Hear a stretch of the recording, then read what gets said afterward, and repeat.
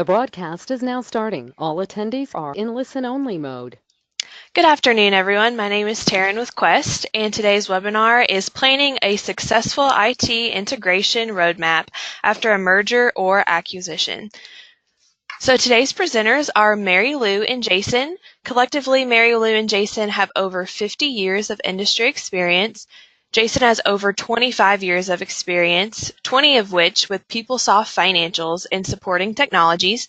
His focus spans across the healthcare, higher education, and commercial industries. As a PMP, Jason has extensive experience that include business transformation, strategy alignment, project management, and enabling technologies. Mary Lou is a senior IT project management professional with 25 years of experience and, similar to Jason, 20 of which with PeopleSoft.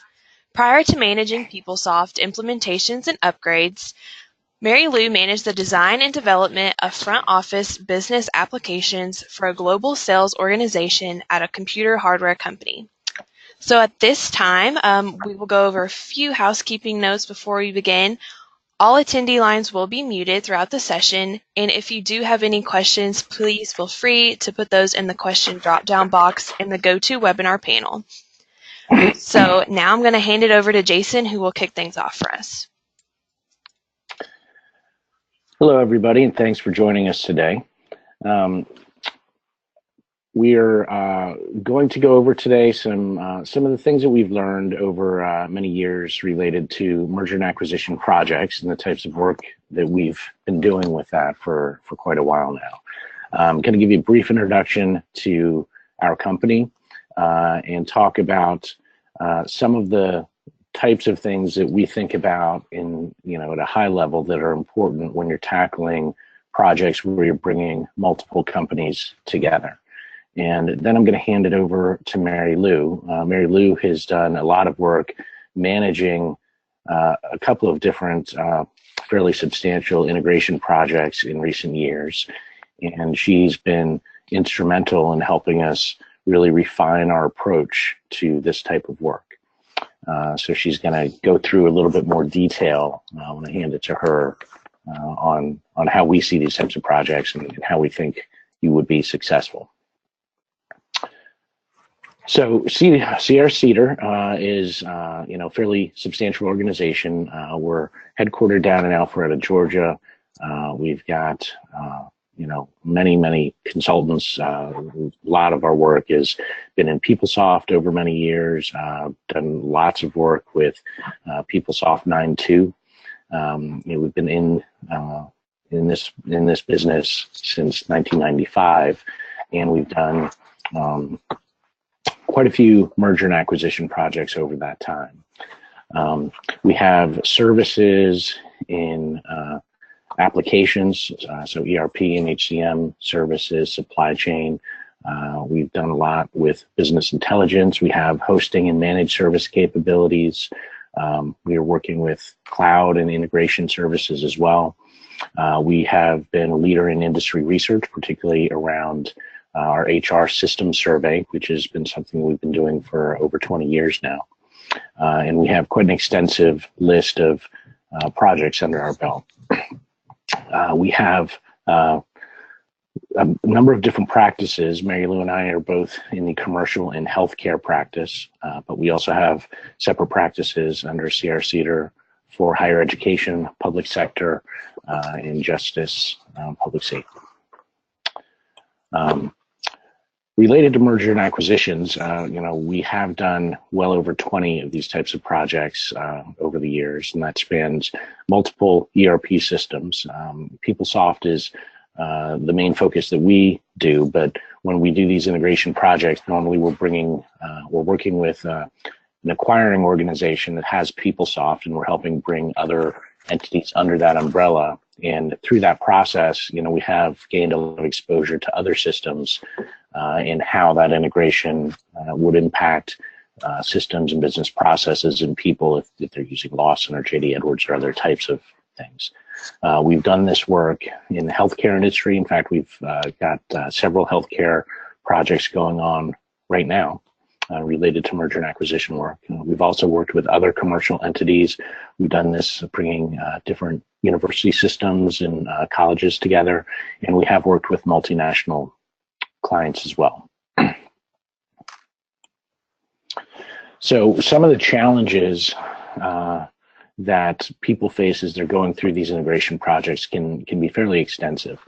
These projects are very complex, and there's a lot of different moving pieces to it. It can take a lot of time. The different types of things that a lot of people are focused on initially are, okay, how do we get people into the same set of systems? But there's a lot more to it than that. You know, it's not just IT systems. You really need to think about a whole people, process, technology focus and wonder about, okay, well, how are the people going to respond to this, regardless of what system we're in? Do we have business processes that are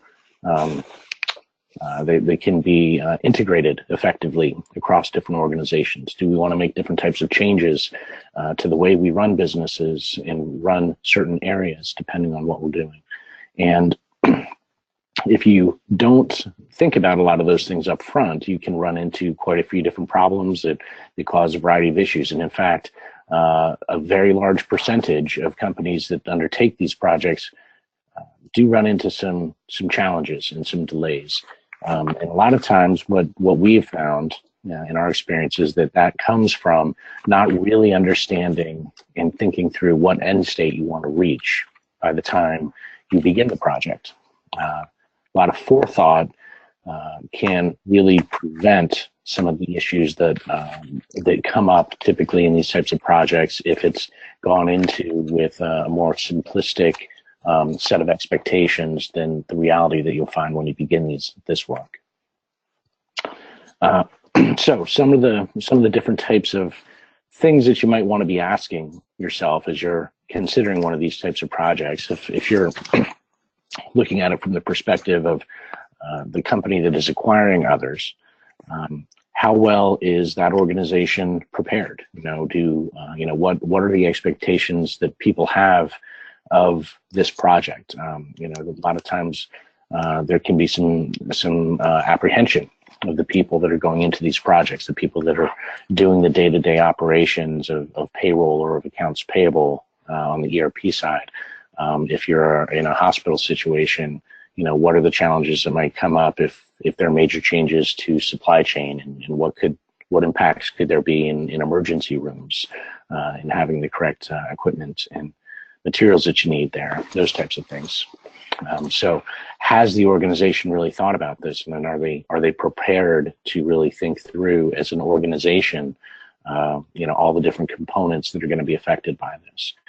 Is there some type of executive vision that has been defined for this? We have worked with some clients where the primary executive vision is to get all the organizations under a single set of business processes and IT systems, and making business process improvements or changing things would be a second step. It wasn't quite a slam it in approach, but the initial integration project was not the time that they wanted to innovate. They wanted to gain some efficiencies and get everybody on a common platform. Other organizations recognize that, hey, we're partnering with some of these new companies that we're bringing under our umbrella because they do certain things that are complementary to ours, and we might want to learn from them as we're defining business processes that we'll use under this new organization. And that would be a different type of executive vision. So has that executive vision really been thought out, and how it plays out to the way the integration project will work? And further, has that then been communicated? Because how it is communicated, or if it is communicated, can affect not only how the organization perceives this work, but frankly, how well the project itself runs. So those are some of the types of things that you want to be thinking about.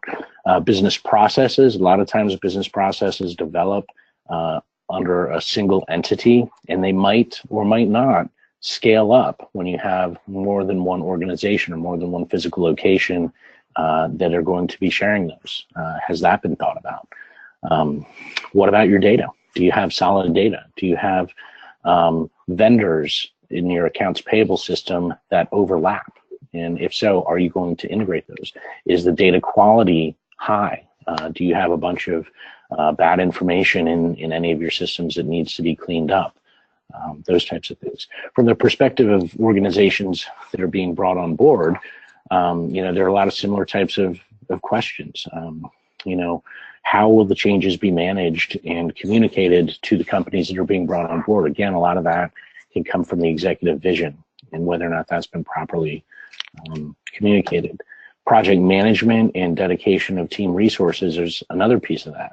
A lot of times the people that understand business processes and understand data integrity, data quality issues are the same people that you really want to have on that project, but what level of commitment are they going to be able to make to the project without having problems getting their daily job done? And have you thought about those types of things from a project readiness perspective? And frankly, a lot of these people might have concerns. If they're being bought by a larger organization, they might wonder, well, is my job going to be there, when this project is done? So there are a variety of different cultural and change management concerns that people have. And that might be another piece of this that you need to consider. So there are several different types of projects when you think about those types of questions that I was just throwing out that could come into play. Are there organizational issues related to the people that are going to be involved or impacted by this? Are there changes in policy that might be affected? In business process, in addition to policy, is another piece. There might be changes that need to be made there, and some of those changes might be independent of what system you're going to. For example, you might find benefit of going to a shared services accounts payable type of system as opposed to having separate account payable shops in multiple locations. So those are substantial business process possible changes that might be independent of an ERP system that you need to think about. Talked about the data cleanliness issues, and then there's infrastructure as well. Where are the systems going to be housed, and is the system that's going to house the target of all these acquired entities, is that sized correctly? Can you put in additional demands on that system without scaling it up? All of these different things are different projects in and of themselves that really need to be thought through. So when we think about this type of project, we want people thinking about this as more of a program, not just a project.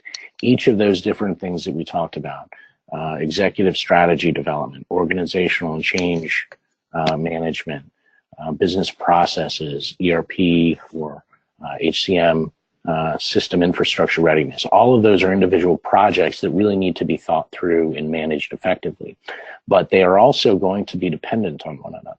So it's important to think about this as a program. We have several different types of projects that need to run concurrently. In some cases, you might have some that have to be completed before another can begin. Putting together a program of projects to oversee is one of the things that we've seen as a key to success in these. And with that, what we recommend is that a roadmap be developed.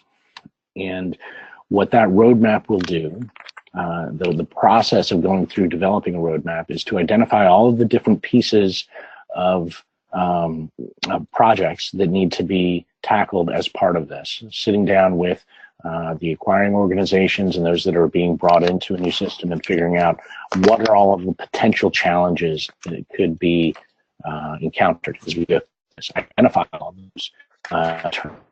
Are the project dependencies and dates? Are there other drivers in the business that you want to hit or avoid?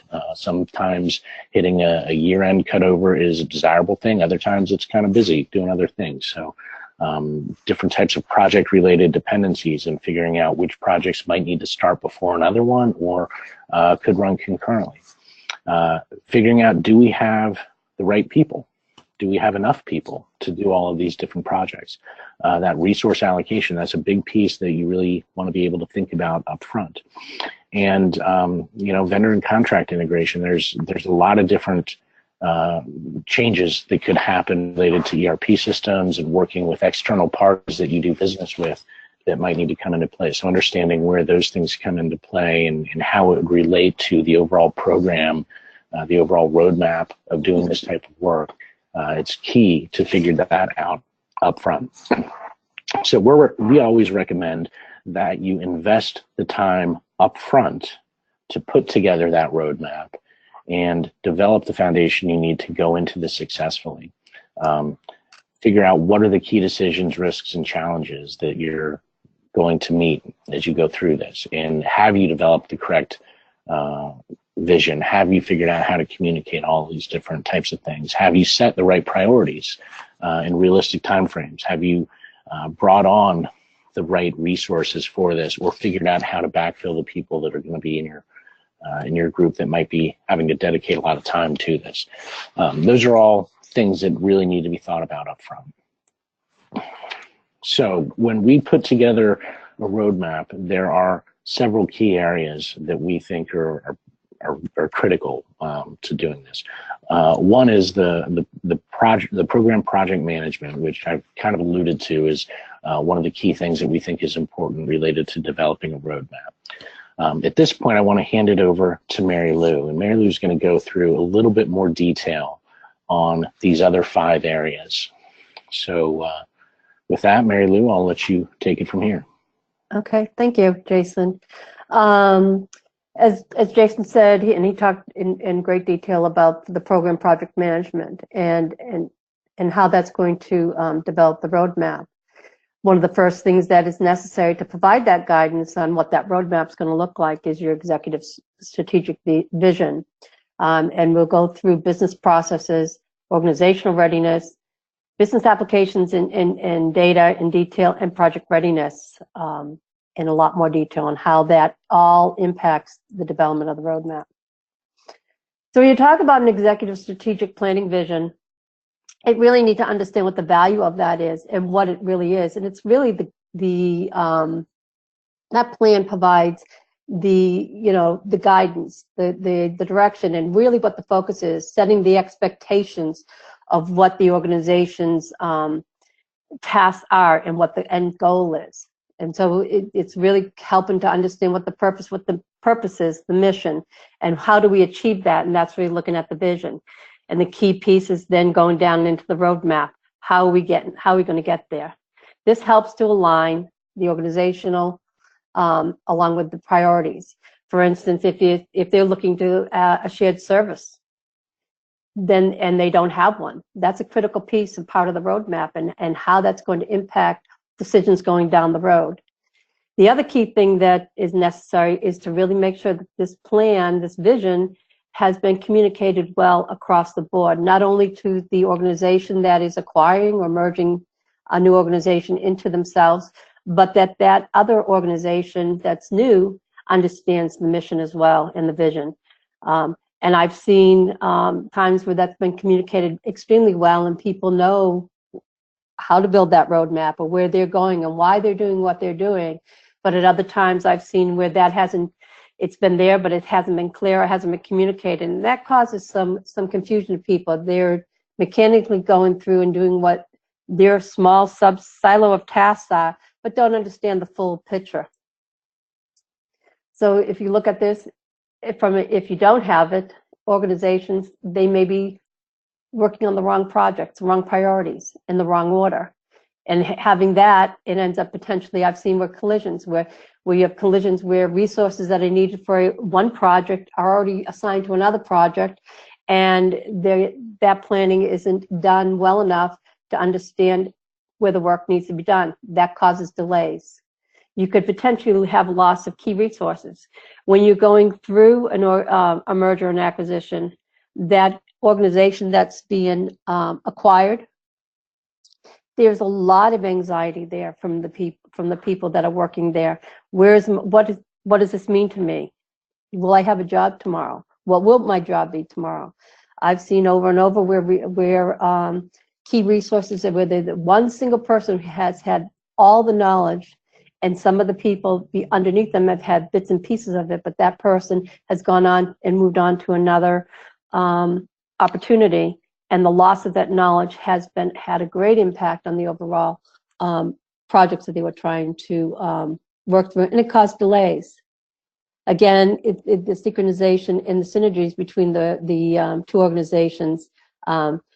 If you don't have that, it causes a lot of conflict. I mean, when you take a step back, even if you have two organizations that are 10 miles apart from each other, and I've seen this, their culture, their corporate culture may be very, very different. One may be a very large organization, one may be very small. And when you are in a small organization, you may not be as structured, or it just may be a little bit more ease of how they do things, and not have the standards in place that a large organization would have.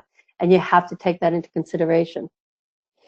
Without this, again, you could have continuously see delays, and delays are going to be costly. And potentially at the end of the day, there may be some lost opportunities, and the benefits may not be realized as soon as one would want.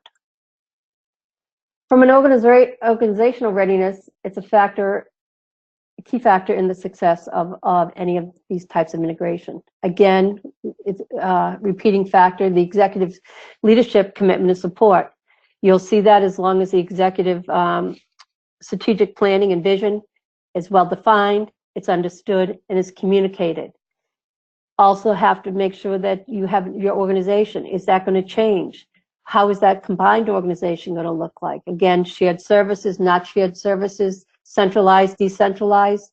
Having an understanding what that future organization is well defined and communicated. It takes the ease down and uncomfortableness for people, so that they can stay focused. If you look at when you take a merger or an acquisition, they're definitely, people are outside their comfort zone because they don't know what today is will not be what tomorrow is.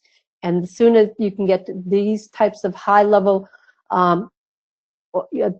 tasks complete, the organization understanding what roles and responsibilities are going to be, people are going to take, that's going to come off people's shoulders, and they can definitely start to focus on the work. Jason talked about the client and the affiliate teams being defined, understanding the skill set, understanding the amount of resource that's necessary, how much commitment of each one of them the teams can do. Are they assigned to multiple projects? How much of their operational work do they still need to do? In one particular situation, we had one organization where it was smaller than the organization that was acquiring them. And they had one person, she was responsible for payroll, and she was also responsible for accounts payables. They had two projects going on at the same time.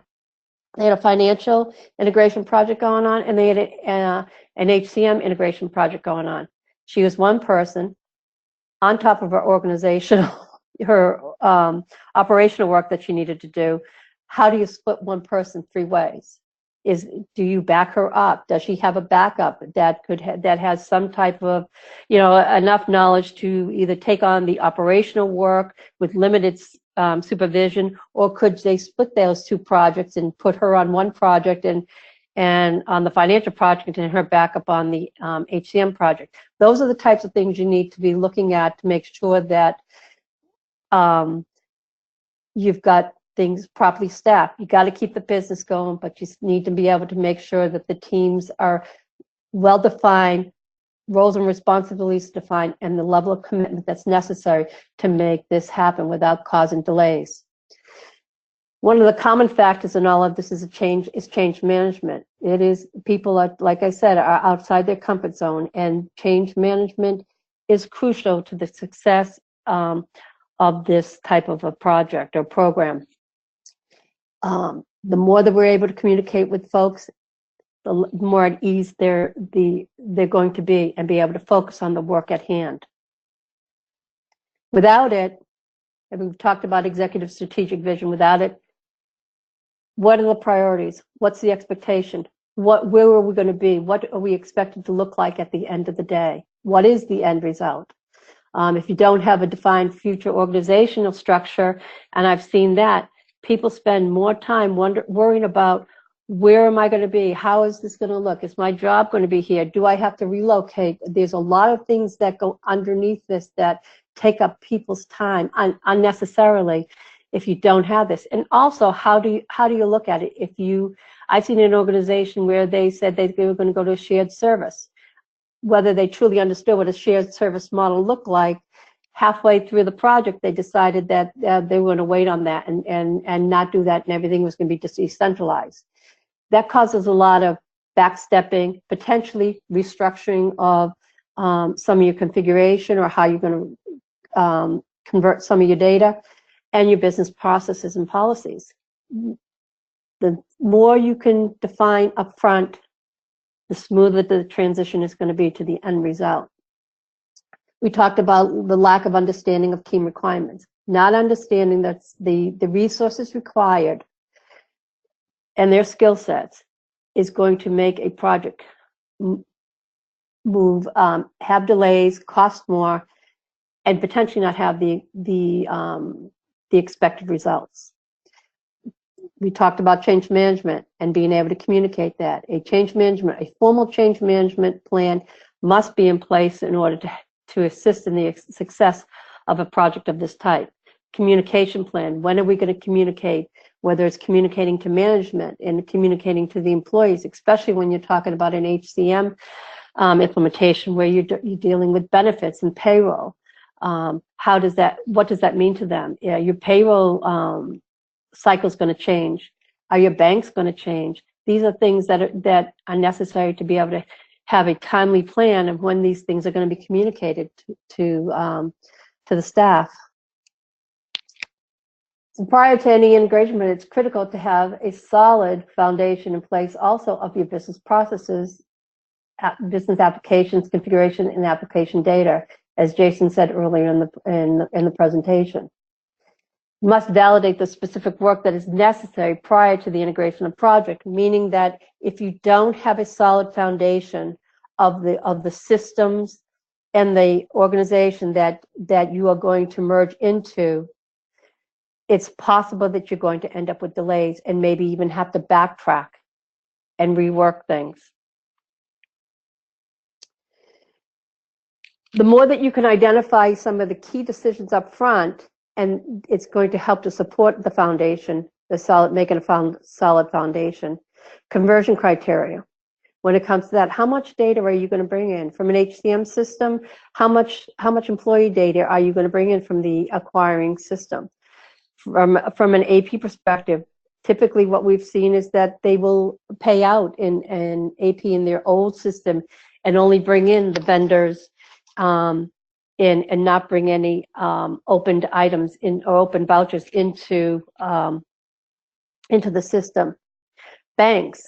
Are you going to use the existing banks that are in the organization that did the acquiring, or are you going to keep the banks that the new organization has? I've seen where they've kept them both ways initially. I've been in a project where they said they were doing consolidation. Halfway through the project, they decided that they were going to keep the old ones as well, and later on down the line, consolidate the banks. What that ended up doing, that ended up adding additional work to the project team because they were bringing that data in, they were going into a new system, and they had to create new checks. Files going to and out of the bank. So there was unfortunately, it was more work, some time delays that had an impact on the project. Understanding your organization and determining whether, again, you're going to centralize, decentralize, or have a shared service business model. Business policies, configuration, and how potentially you're bringing your data in may be impacted by some of these decisions. The more upfront that you can take some of these key decisions and make them and solidify them, the easier it's going to be, because there's no discussion anymore. This is how it is, and we're going to work towards that. And sometimes people get upset by some of the decisions, but the reality is it's a business, and we're moving forward to make sure that everything is consolidated. Identifying some of the key decisions, we're going to go through a few of these when it comes to HCM, financial, and supply chain. Some of them are, when you look at it, is the benefit vendor plans. The vendors, are you going to incorporate the new acquisition and utilize all the existing the benefit plans and vendors that the core organization is using? Or are you going to just bring them in? Is there a timing of that? When are those going to be done? Payroll checks, payroll cycles. Are they aligned with what's existing in the current system, or are they not? Can you change them? In one particular situation, we went through quite a bit of the project when all of a sudden somebody raised the flag and said, well, we've got 300 doctors that each have a contract of their own, and they have to be paid on the 15th and the last day of the month. And current cycles were weekly or biweekly. It was an enormous task to have to go through and have to renegotiate those contracts. So due to the time that it was identified and the time that was left to get the project done, there had to be an additional pay cycle put in. Wasn't what they wanted, but it was what they had to do. Down the road, they were going to renegotiate all the contracts so that they could be aligned with one of the current standard pay cycles they had. But things take into consideration when you talk about pay cycles. Are there contracts that you have to take into consideration that don't align with what's existing in the system? Paychecks. Even with a merger or an acquisition, you still may have multiple logos that you have to work through, and you have to go through the branding of all of that. Things like and the format of the checks and what's on the advice. They're not. Do you have multiple advices when you on a paycheck, or do you consolidate and make sure that you accommodate? Because that's a change, and that's a change to the employee and every employee that's in that organization. Look at job codes. Are you going to consolidate all your job codes, or are you going to? And can you? And what's the level of effort of doing that? Or are you going to have to add new ones? Or are you going to keep the existing ones? Or when you convert them and do data mapping, are you going to keep the existing ones that are in that organization and do it at a later time? In most cases, I've seen where they've tried to consolidate it and had one listing of job codes, earning deduction codes, just making sure that those are all in line. And reporting, depending on if you're merging two hospitals, the odds are your reporting is probably pretty close to 100% in alignment.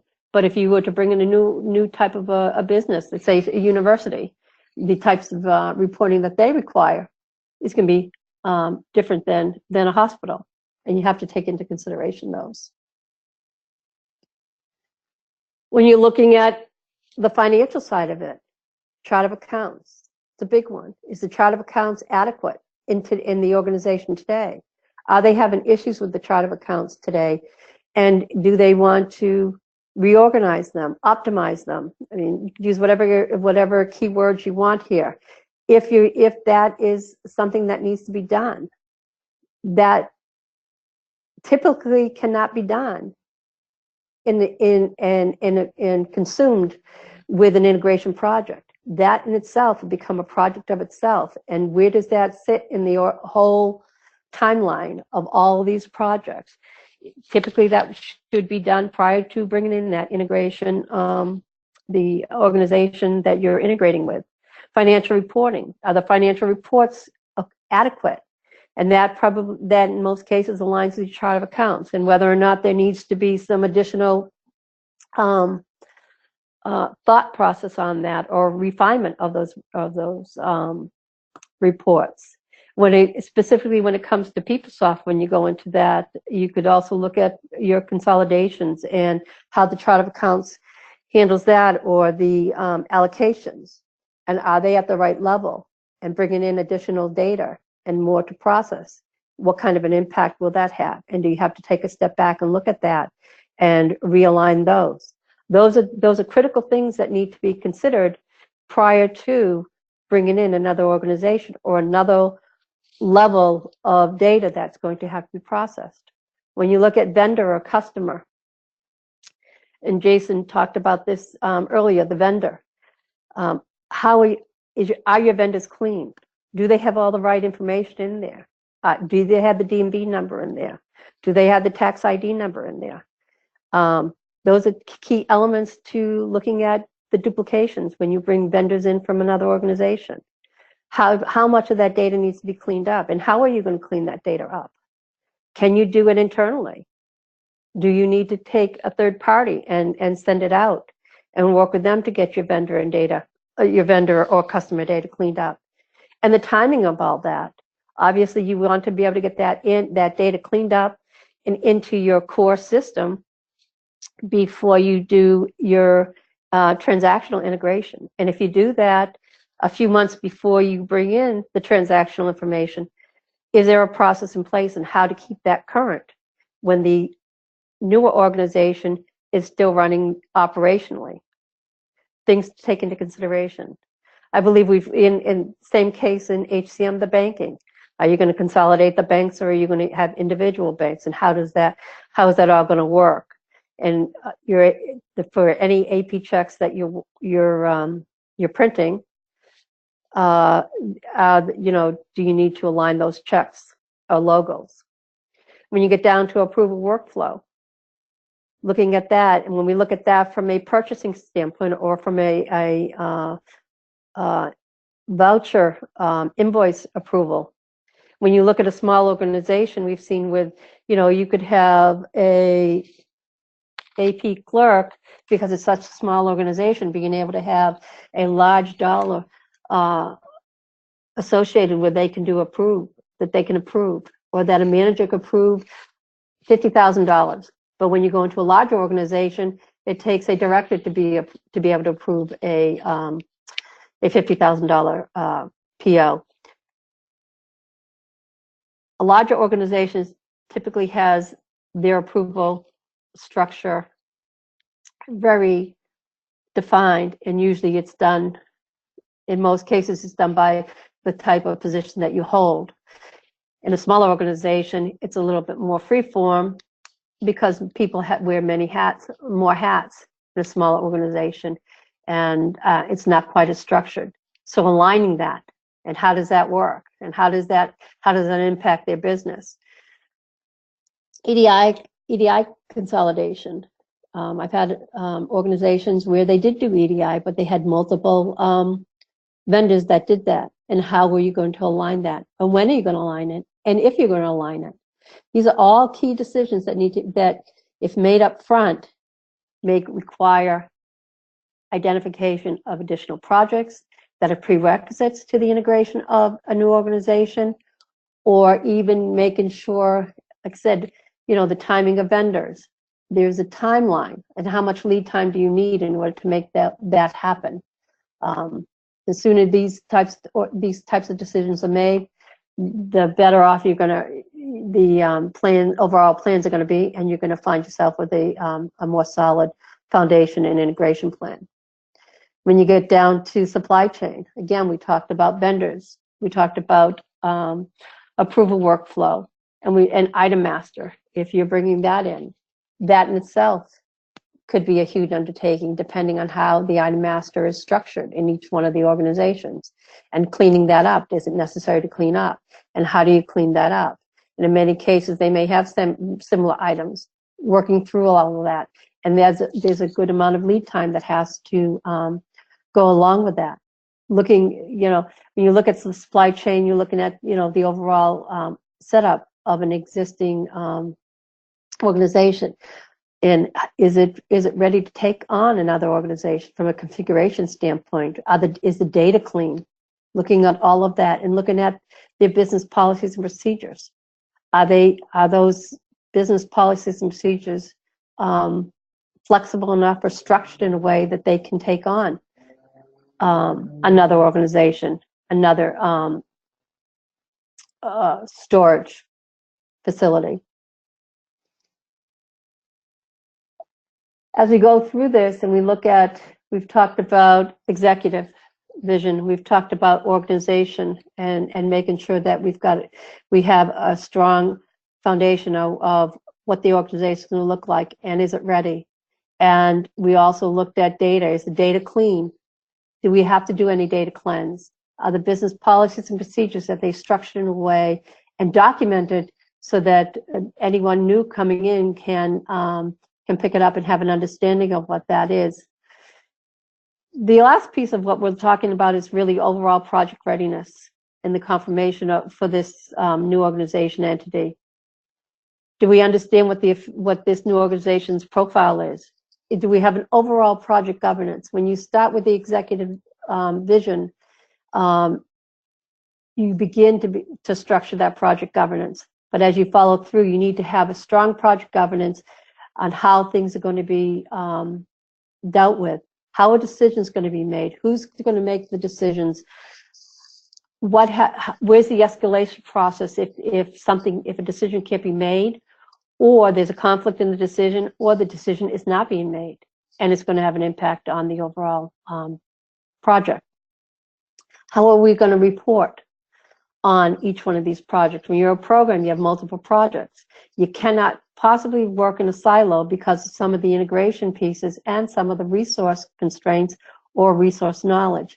There needs to be some way in order to be able to take all of this program with multiple projects in it and be able to make sure that there's constant reporting and communication of how these projects, where these projects stand, what kind of problems are they having, do they have a dependency on another project, and if that project's running behind and you're waiting on them, what does that mean to your project? Working in silos, and I've seen where some of these projects have worked in silos, and does that work? Do you need to you need that communication in order to make sure that you don't have collisions or that people aren't waiting for others. That's when we talk about project dependencies. When you talk about project dependency, some of that roadmap may be that your ATM system is going to go in sooner than your financial systems. And how does that impact your chart of accounts? Are you going to bring that HR payroll benefits, are you going to bring that into the organization, and are you going to bring in their existing chart of accounts, or are you going to convert them? And what kind of decisions do you have to make around that? Because if that's the first system that comes into the new organization, you still are going to have to feed back to the new organization's financial system and potentially other systems for reports and things like that. What do you do with that chart of accounts, that component of the chart of accounts? What I've seen is they've had to bring in the existing chart of accounts. And later on, when the financial systems have been brought, the new organization's financial system was integrated and consolidated into the parent organization, they had to go back and do a second project. Those are the types of things that need to be accounted for as you're building this roadmap. We've talked about this several times, about identifying the resource skill sets and what knowledge you have, and do you have multiple people with this knowledge? What happens if one of them leaves?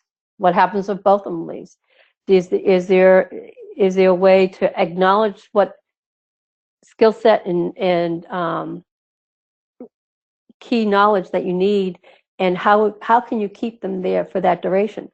Do you have to consider looking at a project retention program, meaning that you're going to keep someone if this person stays throughout the duration of the project? Maybe there is some type of monetary bonus or given to them to stay on long enough to get that in place. Identifying the project teams.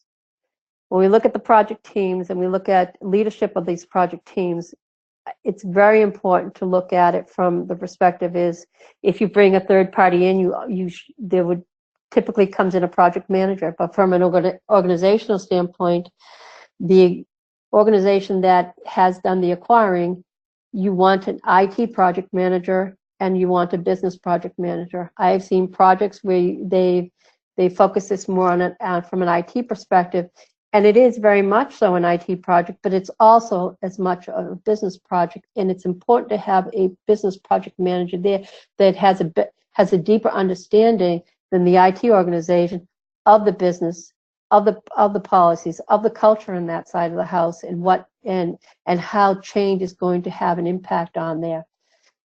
From the new organization that's coming in, whether it's considered to be a project manager or a project lead, you need somebody from that side of the house that's familiar with that organization, familiar with that culture, within the organization and the personality of an organization that can help to build that bridge between this new organization and the acquiring organization. If you have a team leadership similar to that, it's going to help to bridge and build and eliminate the gaps that you have if you don't. If it's just team leadership from the organization that's doing the acquiring, that bridge doesn't get built, and people have a tendency to think that they're just pulling. To be successful, it's key to have leadership from both sides of the organization. When you talk about project time considerations, are there blackout periods? Do people have, I'm working on a client right now where everyone has vacation time or PTO time that is, they've got 30 plus days. And so when you look at the month of December, nobody's around during the month of December. When you look at year end, does it have an impact on your project team? It's, again, you have to look at other projects and how that roadmap is taken and how it's built out. When you talk about the roadmap, you're talking about, I have 30 projects, 3 of them may be HCM, financials, and supply chain from a PeopleSoft perspective, and that's the key focus on these particular teams. However, there are other projects and integration pieces that have to be taken into consideration. And where those projects go, especially when you get into the integration piece. Are you driving it to the old organizational, the new organization integration, or is that system already been consolidated and you don't need to consider that? It needs to be laid out so there is a full understanding of project timelines and where and when things can be done. If from a HCM perspective, best time of the year to do that is at the end of the year, beginning of a calendar year. W-2s are all solid and everything else. If you miss that window, when's the best time to do that? The next quarter. But when you look at that, you've got to bring in additional balances, your tax balances, and things like that. You just need to look at those. From a deployment consideration, again, it's looking at when is the best time. When you talk about supply chains, what do you need to do, especially if you're in a hospital? What do you need to do in order to make sure that you're prepared for that? What you need to do to prepare for that. Let's see what else I got. Knowing your risks, assumptions, and expectations. Those risks and what risks are going to be acceptable start at the executive strategic planning and go down and continue to be managed at every single level of the project. Change management, we've talked about over and over again. Project readiness, when we look at this, we're looking at infrastructure. What about the network? What about the firewalls? How are those going to impact the project that you're working on?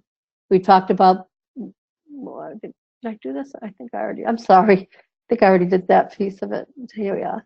If you don't have a project readiness, you don't have everything outlined, you're not going to have an understanding of the affiliates' profile, systems, and business process.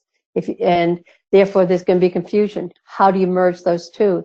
Will the existing processes that you have today allow you to merge those policies? Will they be able to fit into the existing policies?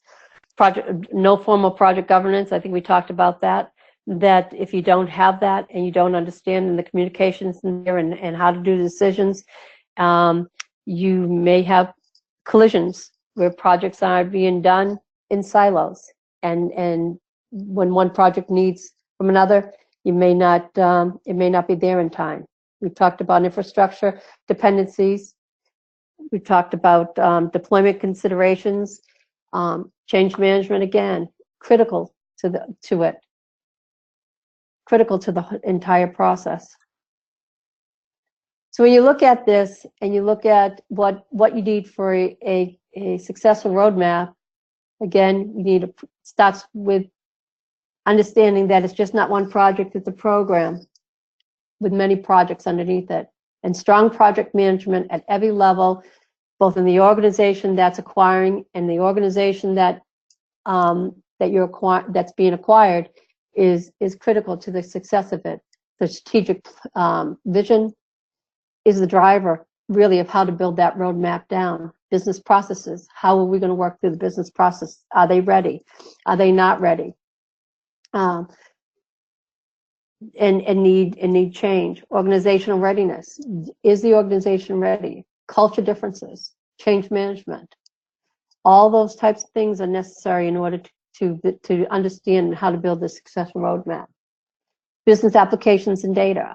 Are the business processes and the applications that you have, are they ready to absorb additional organization and data?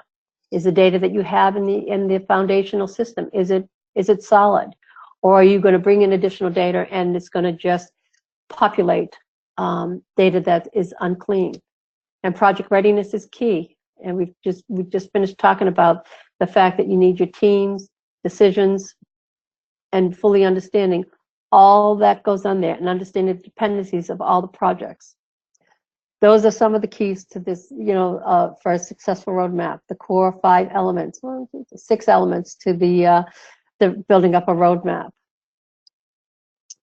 Based on all the experience that we've had over the years, we've acknowledged that, and we've had our bumps along the way, and through the experience, and we acknowledge that it's important to have a solid foundation in whether in the business processes, system, data, in the systems that you're going to put your new organization in. And we have actually put together a new service that will help to facilitate that. And what we've called it is a merger acquisition readiness assessment. And it goes through this in detail to make sure that you have a solid foundation before bringing and working through an integration, bringing in the integration of a new organization. Let's see. So, if there's any interest in getting any additional information on this, please feel free to contact us at contact@sierra.cedar.com. Jason, is there anything from your side that you would like to add to this before closing? The only thing I would add is that the fairly robust methodology we've developed around this dives a lot deeper into many of these concepts, and we really get into some of the tactics around how to do a lot of the things that we talked about today. So at that point, I'd just open it up for questions if there are any. Great. So if anyone does have questions, please put those in the question drop-down box on the GoToWebinar panel. We do have a few questions to start us off with today. The first question is, at what point in the planning process would it make sense to do this assessment? Well, there really isn't too early to get started with some of these things. Obviously, once you understand that you've got a couple of different organizations that are coming together, some of these things really could be started, very early in that process. Understanding an executive strategy and starting to assess the organizational readiness certainly could happen, a year or more in advance of any detailed work where you might be thinking about actually bringing systems together or bringing organizations under a single umbrella. In fact, the sooner you get started with some of that visioning and understanding the organizational alignment, better off you are. Okay. And is there ever a point when it is too late to do this assessment? Not really. A lot of times you're gonna hit some bumps in the road when you're going through one of these projects if you haven't done this type of assessment. And if you're midway through this type of project, if you're finding that you're hitting bumps in the road over and over, it might not be a bad idea to take a step back and say, hey, let's kind of move this up a notch to a higher level and look at this more holistically and see if we can put some better structure and planning around this to better anticipate some of the challenges that might be coming our way and do a more effective job at getting the project completed successfully.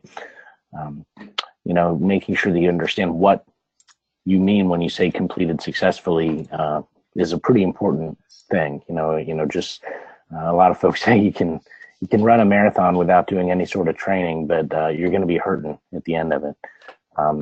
So making sure you're taking a step back or two when you need to, and you know, do a little bit of planning. If you're not doing well, then that's a good thing. So there's no need to, you can really do this type of assessment, or at least pieces of it, even if you're midway through the project. Okay, and that is all the questions that we have today. So thanks again, Jason and Mary Lou, for speaking with us today. And just another reminder that this session was recorded, and I will be sending out an email to everyone who registered for this webinar with the recording and the link to the slide deck. So thanks again, Mary Lou and Jason. Thank you.